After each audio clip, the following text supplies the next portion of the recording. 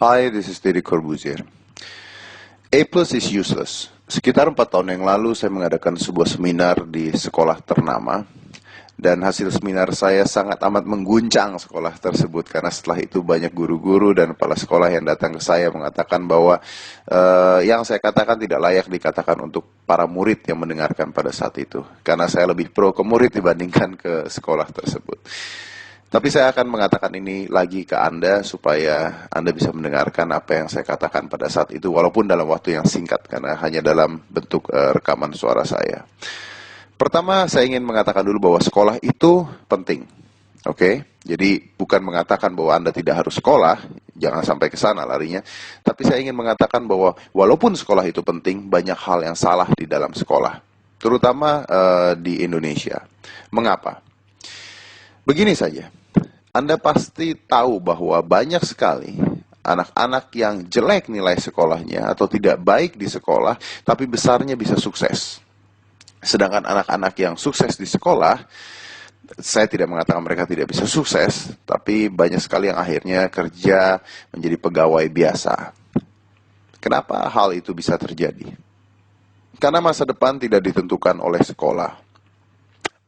Kalau Anda lihat bahwa apa sih yang ingin dibentuk oleh sekolah? Menurut saya hanya satu. Sekolah ingin membentuk anak-anaknya untuk menjadi guru. Ya.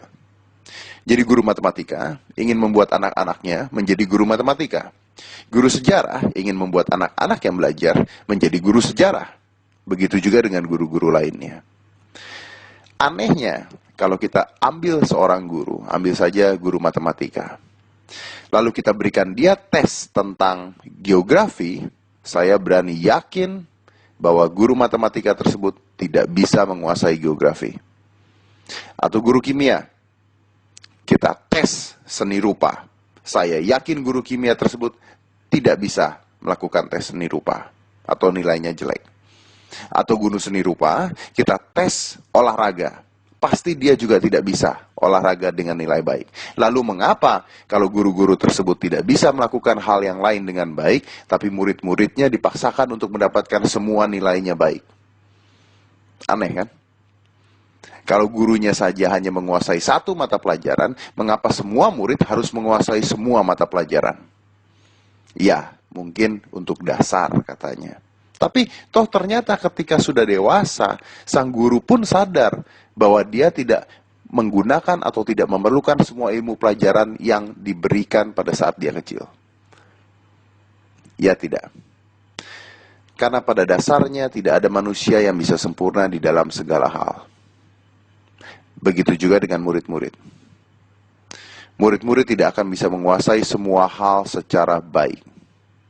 Dan banyak sekali pelajaran-pelajaran yang diberikan dan tidak akan digunakan ketika Anda dewasa. Contohnya begini saja, mempelajari peta buta. Saya sampai sekarang tidak tahu mengapa saya harus mempelajari peta buta ketika saya kecil. Saya tidak menjadi ahli geografi. Saya tidak menjadi tour guide. Saya tidak menjadi itu. Lalu buat apa saya dulu belajar itu? Kalau saya ingin menjadi seorang tour guide atau saya ingin menjadi seorang ahli geografi, mungkin saya harus mempelajari hal tersebut. Atau menghafalkan nama-nama gubernur, menghafalkan nama-nama wali kota. Sedangkan wali kota atau gubernur berganti setiap berapa tahun sekali. Jadi sangat amat tidak masuk akal menurut saya. Saya tidak tahu pelajaran sekarang masih atau tidak menghafalkan nama-nama tersebut. Dulu pada saat saya masih sekolah di SMP atau SMA saya lupa, guru akuntan saya mengatakan pada saya, karena nilai akuntan saya jelek. Kalau nilai akuntansi kamu jelek, Dad, kamu tidak akan bisa menjadi orang sukses. Oh ya? Ternyata saya bisa sukses dan saya bisa membayar seorang akuntan untuk bekerja pada saya. Itu adalah fakta. Sekarang begini sajalah. Apa sih yang harus dirubah? Sekolahnya? Mungkin sistemnya. Mengapa tidak sejak kecil ketika anak masuk dari sekolah SD, kita lihat dulu berapa lama, apa yang dia suka, lalu kita bagi kelasnya. Kalau anak ini memang suka matematika, berikan dia pelajaran matematika lebih banyak. Kalau anak ini suka sejarah, berikan dia pelajaran sejarah lebih banyak. Jadi seperti orang kuliah, tapi sejak kecil. Jadi sejak kecil anak ini sudah dijuruskan ke pelajaran yang dia suka. Bukan dijejalkan dengan semua pelajaran yang dia suka atau tidak suka, harus bisa, harus hafal. Ada anak-anak dengan ranking 1 yang bisa menghafalkan semuanya. Tapi begitu dia menjadi dewasa, pikirannya telah terkotaki, kreativitasnya telah buntu, otak kanannya tidak akan jalan. Kenapa? Karena yang dipakai hanya otak kiri, menghafal, menghafal, menghafal, menghafal, menghafal. Jadi akhirnya bukan pintar, bukan cerdik, tapi jago menghafal. Menghafal rumus matematika, menghafal sejarah, menghafal peta buta, dan sebagainya. Dan biasanya anak-anak seperti itu pelajaran olahraganya atau pelajaran seni rupanya pasti jelek, karena otak kanannya tidak akan dipakai. Anak saya sekolah di sekolah internasional, dan sejak kecil, sejak SD, anak saya sudah diarahkan ke pelajaran mana yang dia lebih suka dan kelasnya lebih banyak. Jadi kelasnya banyak dan anak ini yang datang ke kelas, bukan guru yang ke kelas untuk mengajar anaknya. Lalu bagaimana merubah itu semua? Memang susah karena sekolah pasti tidak akan ingin merubah, butuh tahunan untuk merubah itu. Saya harap satu saat bisa. Tapi sebelum itu bisa, apabila yang mendengarkan suara saya ini adalah orang tua, dengarkan saya baik-baik. Apabila yang mendengarkan suara saya ini adalah anak-anak, minta orang tua Anda mendengarkan suara saya. Sebentar saja. Kalau seandainya orang tua mendukung apa yang anaknya suka dalam mata pelajaran, mungkin dia akan menjadi orang yang lebih berhasil nanti ke depannya. Bagaimana caranya?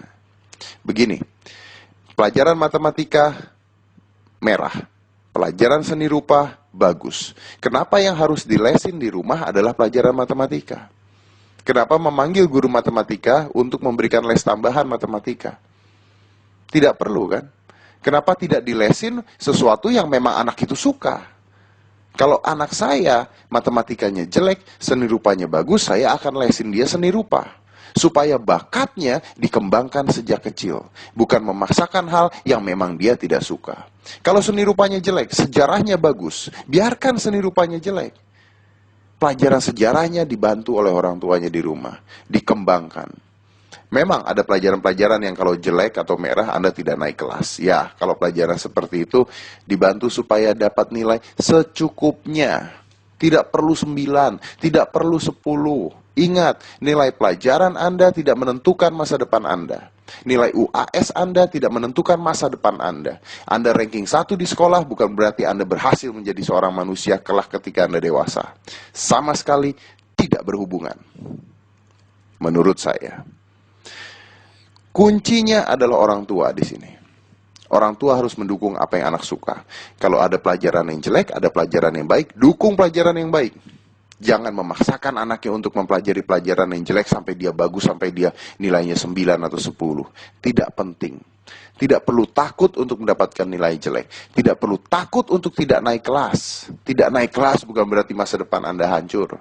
Ada loh anak yang sampai bunuh diri karena dia tidak naik kelas. Itu yang hancur masa depannya. Saya pernah tidak naik kelas. Masalah? Tidak sama sekali. Orang tua saya marah pada saya? Tidak sama sekali pada saat itu. Kebetulan orang tua saya mungkin berpikiran luar biasa dan moderat. Dan tidak semua orang tua bisa seperti itu. Tapi itu yang saya harapkan dari orang tua sekarang yang ada di Indonesia. Memberikan dukungan pada anak-anaknya. Tidak memarahi ketika dia pelajarannya jelek. Tidak menghakimi ketika tidak semua pelajaran anak itu bisa menjadi baik. Kita harus mengerti dan mendukung apa yang anak itu suka.